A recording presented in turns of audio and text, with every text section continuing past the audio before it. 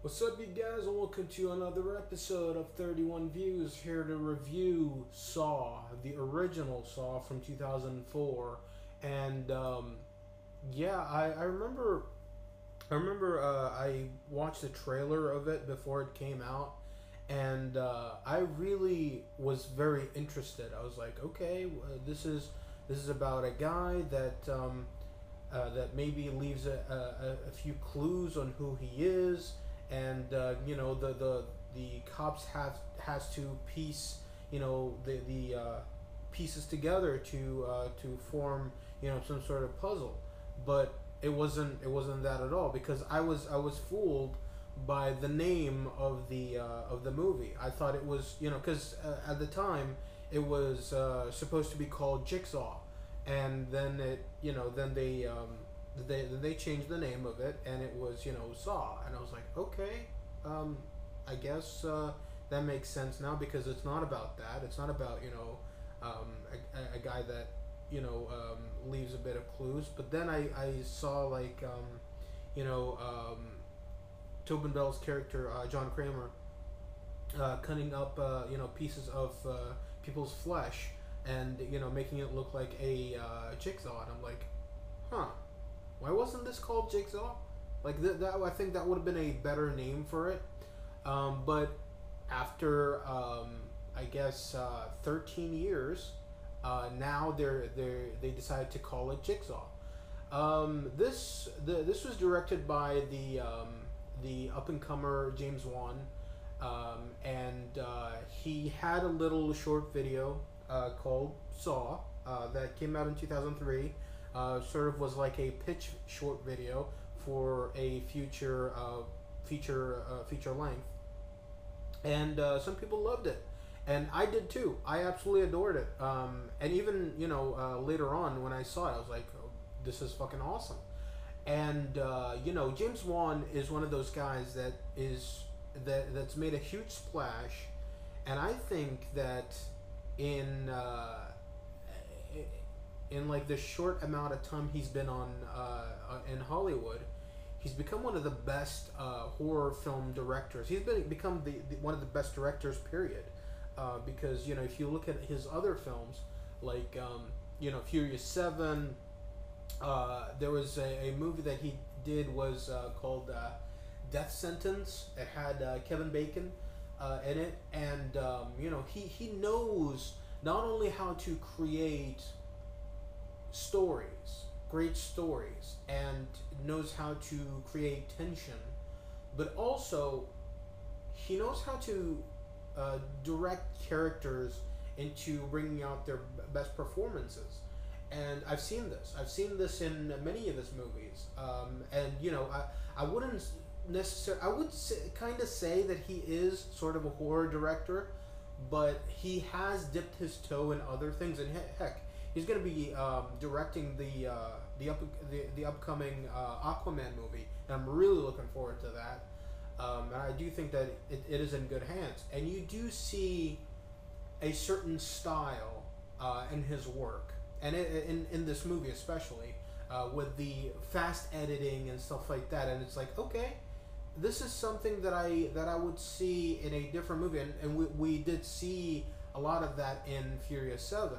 So, and he was such a perfect director for that series. So I really like his art style, and in this movie there was a lot of artiness to it, but at the same time, I think that it didn't overly preach its artistic values, to the point where the person that's watching, a casual person watching it, would be taken back too much. I think there are moments in this movie where it's like, that shouldn't have been in there, or okay, that was kind of stupid, or that was a little, that could have been done better. But hey, there's no such thing as a perfect movie. I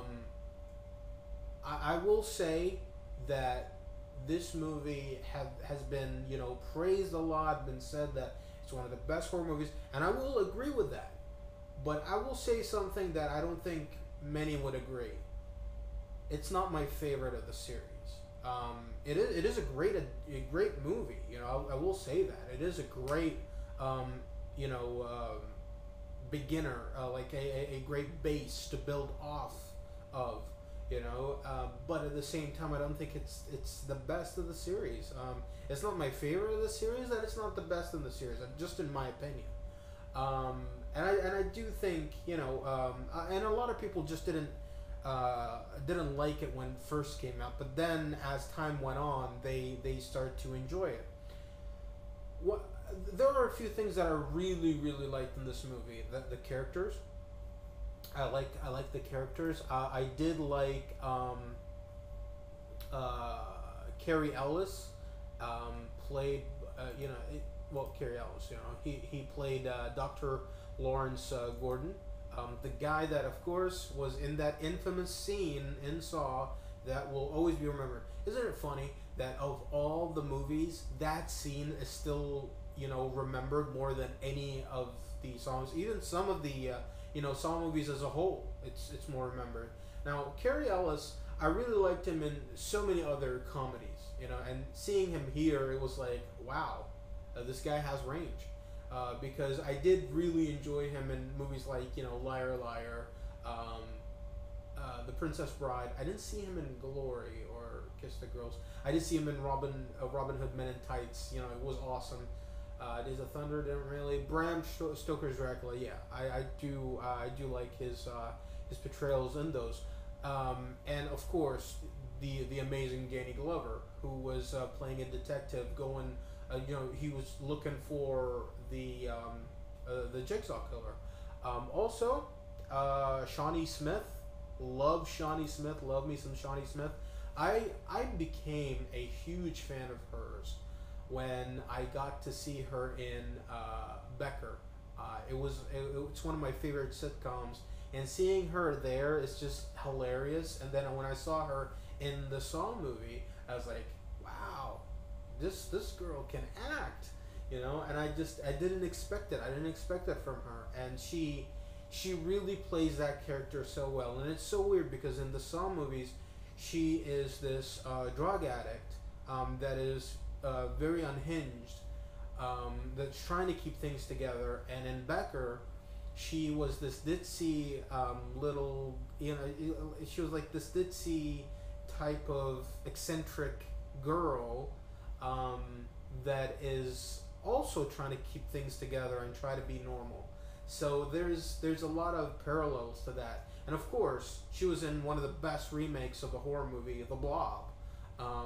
So I really enjoyed her here and there. Always a great addition. So yeah, I don't think there's a reason for me to really go about the plot. I think it's one of those movies that you can just check out. If I would, tell you what the plot is, I'm probably gonna, be risking spoiling, any parts of this, and I don't want to. I think that this movie deserves to be watched in a very blind, a very blank slate. I think it's one of those movies that I think it would be better for you to explore on your own. Because when I went into it, I didn't know what was going on, and then as it unfolded, I was like, okay, this is really good. So as far as ratings goes, I will give this movie 3.5 out of 5. I think that is very fair to give it, that.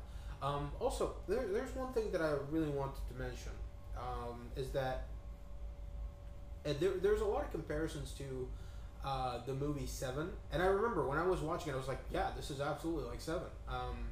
And I watched Seven after I watched, a few Saw movies.